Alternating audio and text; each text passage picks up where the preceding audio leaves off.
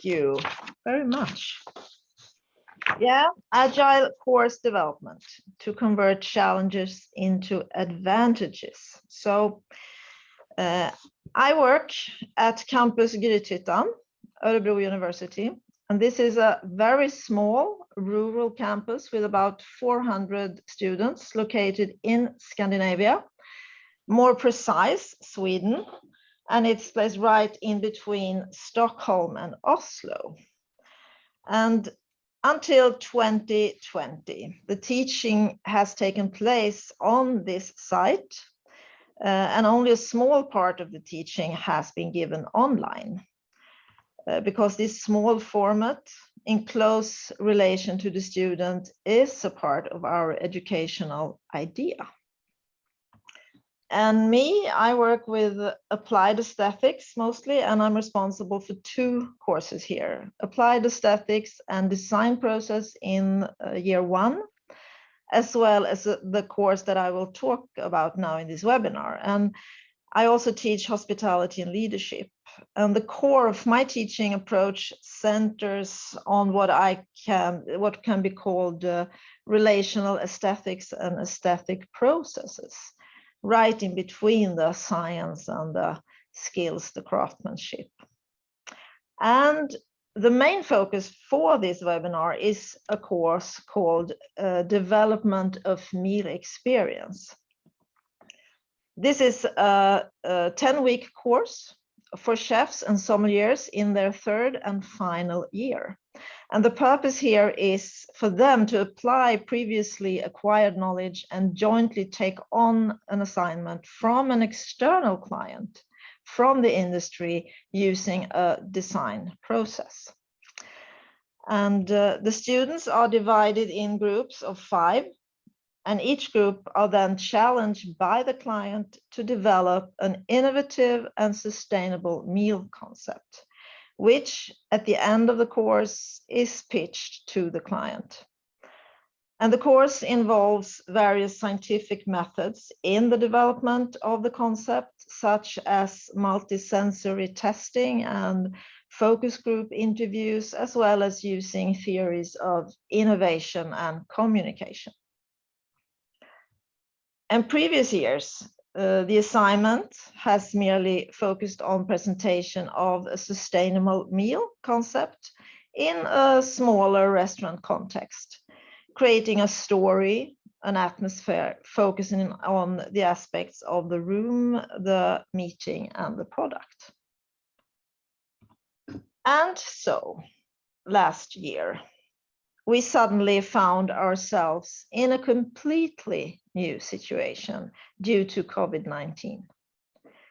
So together with the client of last year, the Swedish chef Paul Svensson at restaurangen Fotografiska in Stockholm, I started an intensive creative process. And we worked a lot during the summer in our vacation, or in my vacation, not so much his vacation maybe, to be able to change everything in the course, nearly everything. So our challenges were to address this new situation the industry had found itself in, to plan exciting and creative teaching online, also to stick to the existing syllabus, and be able to design a corona-safe logistics for the students to come into the kitchen areas once a week. And we then chose in this planning to put Grythyttan in the center of the events. And Grythyttan is a village of 1,000 inhabitants and is where this campus is located. And the focus of the course and the design process was moved from being just a story of a restaurant to involve a much bigger picture. So our question was, could the student take on the role of gastronomic change agents, a driving force in a sustainable development for a common good? And the sustainable development goals took on a new and maybe deeper meaning. The students needed to be given an understanding of their role in the food system, and the assignment was named Grythyttan 2030. What does it taste? How do we create a meal concept that is sustainable even in 2030? Yeah, what is the taste of Grythyttan? And we decided a structure where Paul, the chef I talked about, came online every Monday morning and gave the students the assignment of the week. And in the first half of the course, the research phase, we gave them 5 weekly assignments with themes connected to Grythyttan. So the first week, the student looked into Grythyttan's history to be able to find what is the Grythyttan history and what happened here and what can we use from that. Grythyttan ecosystem. What is the ecological and maybe also the social ecosystem of Grythyttan? What are the primary producers that are around here? And what kind of entrepreneurs are there to find? And how, in the week 5, can we look at some kind of circular economy that could be brought into this work? And the 5-week research also included for the students to translate what they learned each week into what we called the kind of taste signet or a seal. So they, so in the conceptual work later on, they constituted each group own raw material basket, so to say. And through our joint networks, Paul and me found various exciting, highly topical people, local, regional, national, international, who could come online and inspire and connect the students to each theme. And in the last 5 weeks of the course, the students then worked on concept development, where all the 5 themes should be in one way or another be brought together to form a concept presenting Grythyttan in an innovative and sustainable way. And they prototyped different concepts. They conducted meal labs with guest panels. They had a week of reflection and feedback from staff, other students, and invited guests.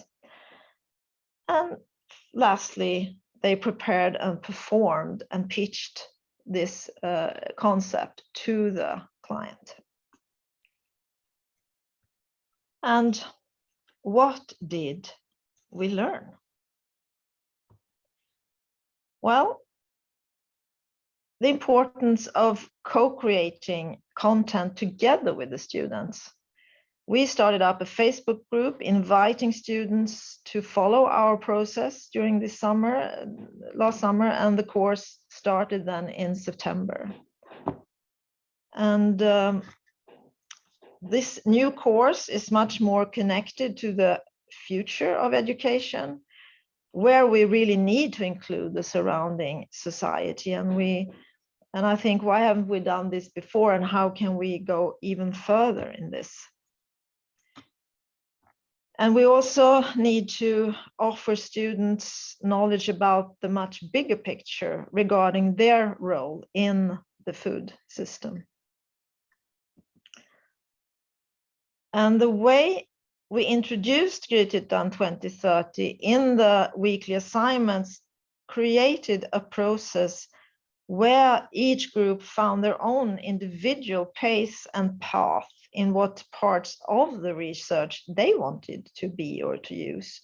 So it became much more student-centered with great diversity in their solutions of the concept.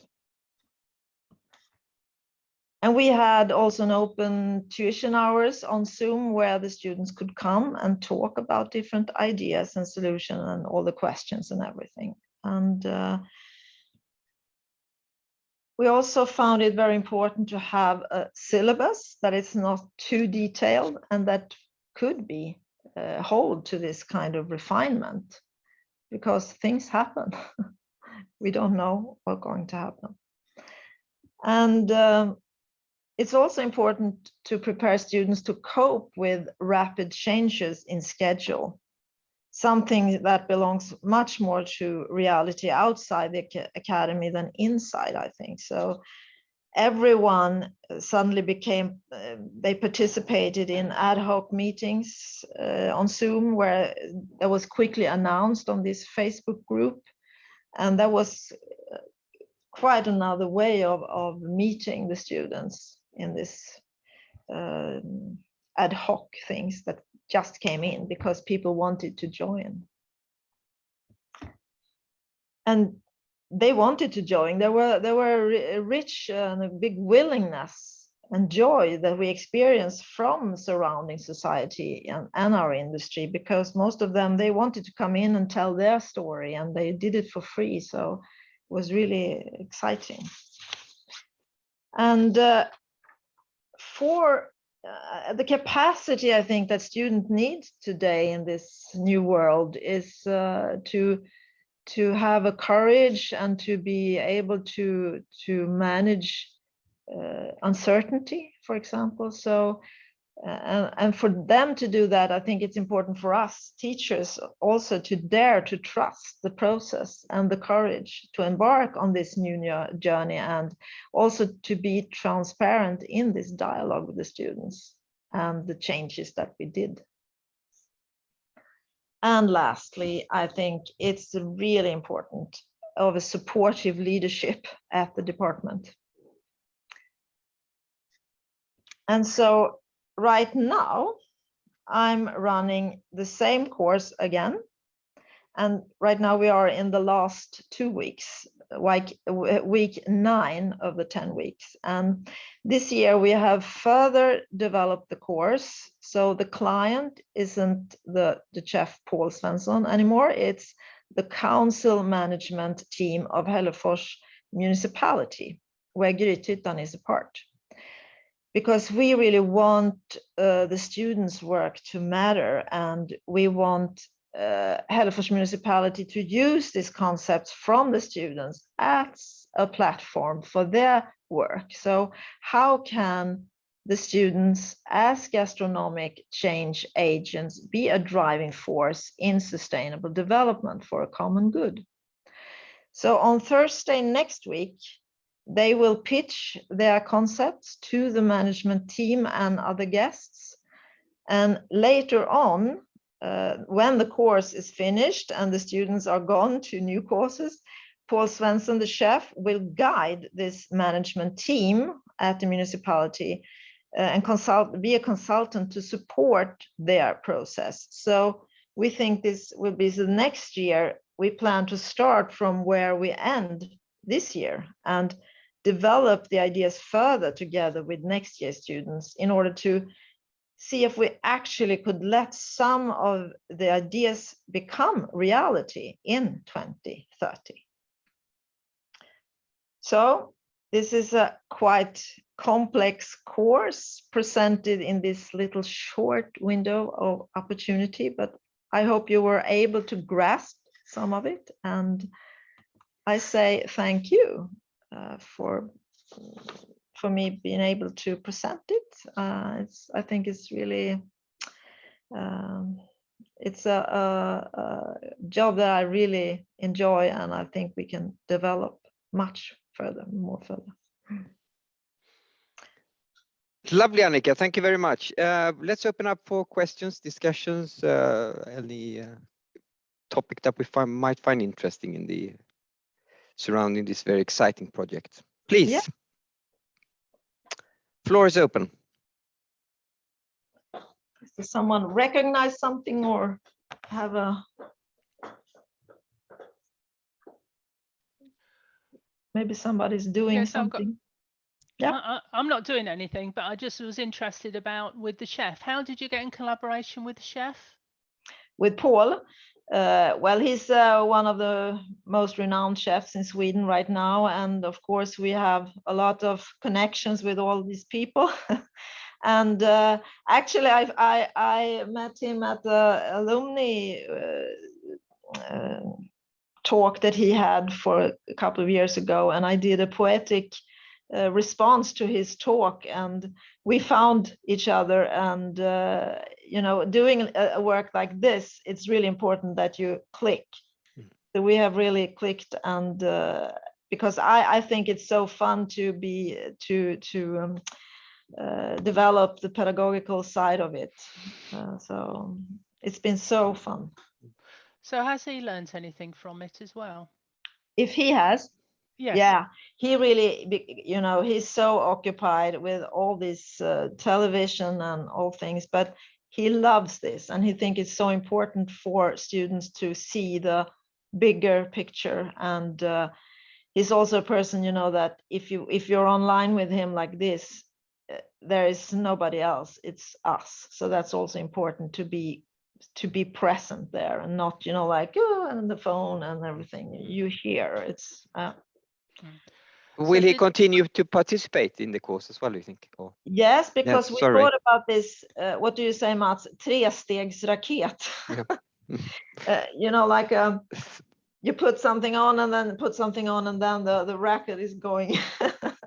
So we thought that if we take the results of this course together with the municipality, and he helps them to find out what are the concepts, because he's been into all these concepts and he knows a lot of how can you manage to take things further, and they pay him, the municipality pay him for being a consultant, to think, okay, what can we have as a platform, and then we can do continue from next week, not doing the same course again, but see what can we use from this work and put it more along, you know. So I was just going to add, what did the students think about having a celebrity chef involved with the project? They love it, and also because he's very nice, and he's very, you know, like, he gives so much feedback back to them. So if they talk about their concept, he just goes in and gives, you know, 20 things into that ball. So it's bowling, you know. Because he himself has worked so much with this, you know, like concept from earth to earth in a way. So he knows, he has so much contacts and content and knowing, and so of course you have to find the right people doing it together with them. But he's quite famous for his sustainability work as well, not just being a very good chef, but he's also working a lot with sustainability. So they really love it, and I think it heightens their, you know, their motivation also. But I really feel now this year, when I contacted the municipality manager, and we decided to do it this way, the students really, you know, like, yes, it's I'm so happy because they are so focused. And I went down to them today, and because they are rehearsing they're rehearsing their pitches, and I asked, can I help in some way? Is there anything? No, we are going. So it's really fun. Which makes life easier. Makes my life easier, but of course, as a teacher in this kind of course, you need to be, you know, I'm an artist in my background. I'm used to this little bit, you know, processes where you don't know where you're going, because the students, they are really, you know, they want to go from, when you present the course, they want to think of what here, right? They want to do it instantly, and therefore I asked the student from last year to come and talk with them, and I didn't say anything to him what he should talk about, but I thought, if you were them, what would you like to hear from a student from the last year? And he said, please everyone, even if you want to jump to the end, don't do it. stay in each of these 5 research weeks and just, like go down there and swim around in it and don't think so much about the end, because it will be okay when you come there, but they are so afraid that they will have nothing there in the end. But now when they've gone through this process, of course they have so much, because this research process becomes this platform from where they can really find the way to present their concept, and they are so different. So it's so fun. Yeah. Would this have happened without the pandemic, or would it have happened in a lot slower speed, do you think? Much slower speed. I'm so in that way, that respect, I'm grateful for the pandemic, even if it's, I don't know if you can say it like that, but because it's much more easy also to get people to come in from the world outside, like we are doing now. Yeah. Just for maybe 15 minutes or something to come in to just give some inspiration, and then they're off again. And yeah, makes the logistics a lot easier in many cases. Absolutely. Yeah. And then we also need to meet, of course. Yep. So in the examination phase next week, Paul is coming here and meeting the students live, and that's good. That's good.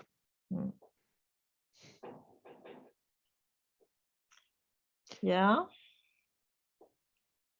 Any more ideas, questions, thoughts? Paul? Paul, please. Thank you. Annika, firstly, thank you very much. That was just fabulous and very, very exciting, and certainly made it worth staying up way past midnight in Melbourne time. Wow. To hear your presentation. What I find so interesting about the work is that you've transformed the relationship with food, in that often the food and the preparation of the food was the subject matter. Yeah. That in fact it now just becomes a medium, and the real subject matter is design thinking, transformative thinking, the issue of sustainability, which I think is an infinitely more powerful way to develop our students, and certainly in this concept of preparing students for a world post-pandemic, in the sense of build back better rather than just build back faster. But I'm curious about the politics behind this, the institutional politics. Did you have any challenges around from your university of did you change the fundamental nature of the unit of the study that gave rise to people saying, well, you can't do that because tradition says we must do this, and you're doing something that wasn't in the original course design? Well, that's why I think the course design, in a way, I have made it quite loose, so I didn't have to change so much, in that respect. And I think we were, we were just shaken around, from one day to another. We had to change everything into online, and how do we do this? And when talking to Paul, we both said we just can't do like we did before. We can't do it.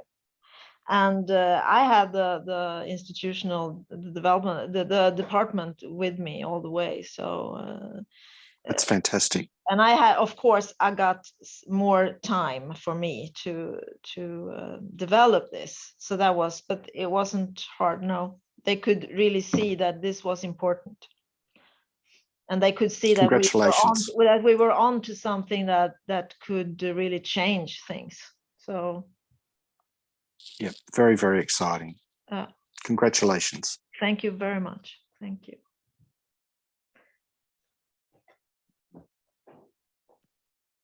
So the department, it's really important that you have the management behind you, of course. but we have this work to do with the society, but we don't do it. But I think it's important that we find ways to implement it so the students really are involved in the society and feel that they are part of it, not just because otherwise, you know, we've been doing good courses, but I think the students made these results and concepts, and then it's just like you put it in a drawer and you go away from it. So nobody, you know, takes hold of it, and it's a lot of good ideas that they have. So if I may pick up and respond to that, I still struggle with this the separation between study and the outside world, the world of work, and students having this view of, well, this is what we do for our university course. It's in the Australian slang, it's the dog and pony show. It's doing tricks of no value and no meaning, but we have to do it to get our qualification. We then forget everything and start afresh in the world of work. So projects that really tap into the world of work and wider society, particularly in the framework of the United Nations Sustainability Goals, just sharpens the relevance for their studies for the students. And I just think it helps us enormously to get buy-in from the students with and really get their engagement when they can see that relevance and value. Thank you. Yeah, because of course you have students, I have students that maybe you never know what reasons they are studying for. They could be the identity that they want to really go into the work as a chef, for example, or it's their family who says they should do it, or they don't know what to do, so they've done it, you know. So, but as you say, like when they really feel that this is going to be able to change something, all of them are really onto it. I have no student this year that, you know, like you feel like they're not on the journey. So it's important to find these cases that could be and you know, a part outside that wants to also come in and participate in this. And I had this good luck that there is a new chef, what do you call it, a municipality manager who is new in this municipality and comes from another context, and is, you know, when he heard about this, he just said yes. So then it's also much easier, of course. So if I may ask about the municipality, the last slide you had looked as though it was from a community garden. So are you thinking that the next project will be a municipality-based community garden, or is it more about short food supply chains and high value-added food processing close to food production points? I think what you saw was actually our garden at the school. Oh, so, I didn't say that, but we have that, and that could really be developed. And I think one of the students' project this year is that they want to have, you know, like if the municipality could come in together with the region to put money into extending this garden, and maybe get some primary producer to come in and work together, and if they also have more the municipality where they have what do you call land that could be developed, how they could work with that, and maybe have, you know, like municipality cows going around and grassing and putting that in. But they also want to put into the inhabitants in the community. Somebody's working with, for example, the garden and the apples, and there is a little producer that are producing apple cider. Yep.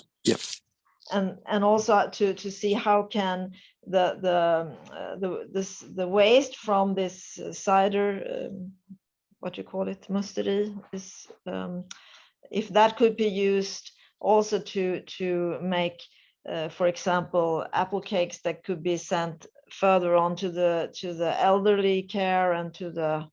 So they have a lot of different ideas. And then there is one group, they heard about the Irish bog butter.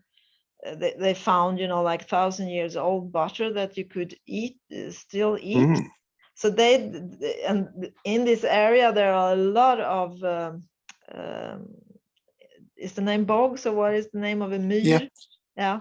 So it's an area with a lot of lakes and a lot of bogs, and maybe you could make a new taste in Grythyttan if you work with these bogs as an area of putting things down there. So they have tested a lot of that and did this bog butter. Is really exciting. And another group worked with the fish that everyone looks as a fish that you can't eat. It's called mört. If you say, oh, we should eat mört, everybody will say like, oh, because it's the norm that tastes awfully.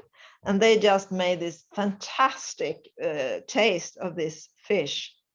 And they want to sell it into the municipality elder care and in the school meals, and working together with the fishermen in the area. So yeah, a lot of ideas. Fantastic. We have a lot of work to do then, Annika, for sure. Yes, we have. If we want to follow up all these opportunities. Yeah, and you know, we have this Finnish background in this area. There were a lot of Finnish settlers coming here in the 15th century, and they had something, a rye.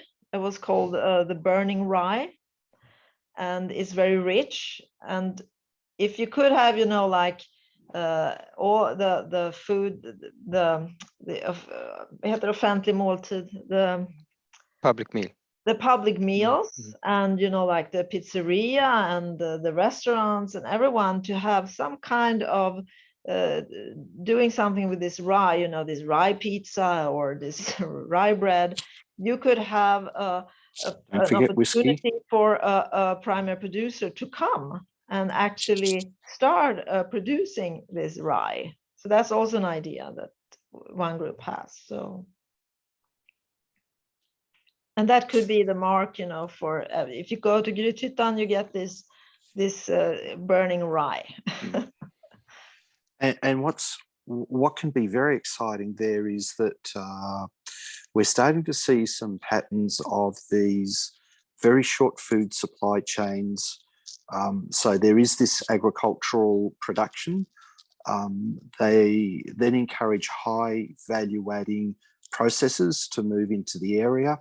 That creates a small footprint for hospitality, but then that can be built into a small tourism market, and then you can schedule for events and you know, harvest events and those sorts of things. And so it sounds like this really is a long-term sustainable series of projects. Yeah. Yes, I see. I'm jealous. I can come back in a couple of years and see if something happens. Well, I was going to ask, are you going to write this up? Will we be able to read about this in more detail? Yes, I think so. I haven't started yet, but I think I will. Yes. Fantastic. Thank you. Mm-hmm.